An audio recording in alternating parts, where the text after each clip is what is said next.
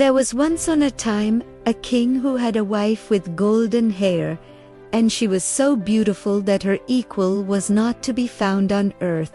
It came to pass that she lay ill, and as she felt that she must soon die, she called the king and said, "If thou wishest to marry again after my death, take no one who is not quite as beautiful as I am, and who has not just such golden hair as I have. This thou must promise me." After the king had promised her this, she closed her eyes and died. For a long time the king could not be comforted, and had no thought of taking another wife. At length his counselors said, "There is no help for it.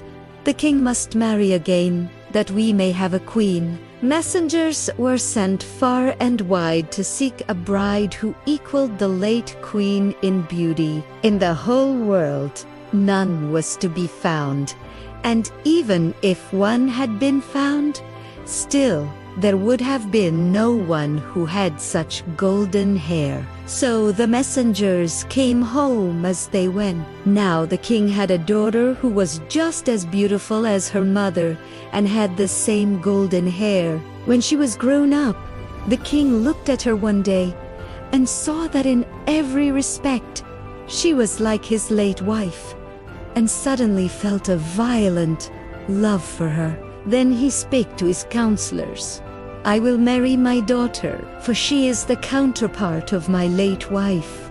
Otherwise, I can find no bride who resembles her."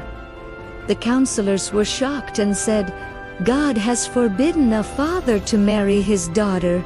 The daughter was still more shocked, but hoped to turn him from his design. She said to him, "Before I fulfill your wish, I must have 3 dresses, one as golden as the sun, one as silvery as the moon, and one as bright as the stars. Besides this, I wish for a mantle of 1,000 different kinds of fur and hair joined together, and one of every kind of animal in your kingdom must give a piece of his skin for it."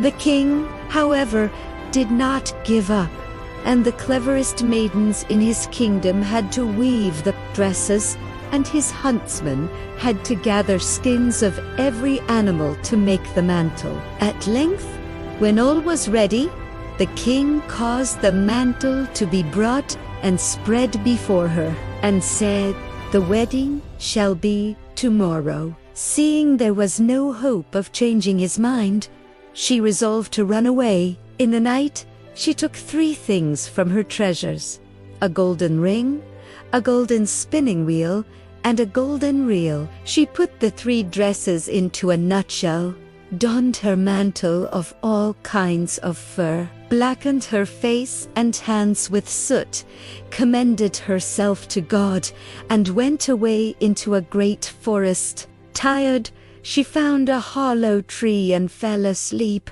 Early the next morning, a king hunting in that forest found her. His dogs sniffed around the tree, and when he asked what was there, his huntsman said, "A wondrous beast is lying there. Its skin is fur of 1,000 kinds." They pulled her out, and she awoke, terrified. She said, "I am a poor child, deserted by father and mother. Have pity on me." The king took her home to his castle and gave her a place in the kitchen. Because she gave no name, she was Kayet, all kinds of fur. Some time after, the king held a festival. Allerleirauh begged the cook to let her look on. He consented if she would return in half an hour and prepare the king's favorite bread soup. She ran into her den, washed herself, took out her silvery moon dress, and went to the dance. The king danced with her, but she left so quickly that her identity remained hidden. She returned to the kitchen to prepare the soup and slipped her golden spinning wheel into the broth. On the 3rd festival, she put on her star dress. The king again danced with her and, without her noticing, slipped a golden ring onto her finger before she hurried back to the kitchen and hid beneath her fur mantle. When the cook brought the soup with her golden reel inside, the king summoned her and saw the white finger with the ring. Her mantle slipped, revealing the star dress beneath, and at last the king recognized her.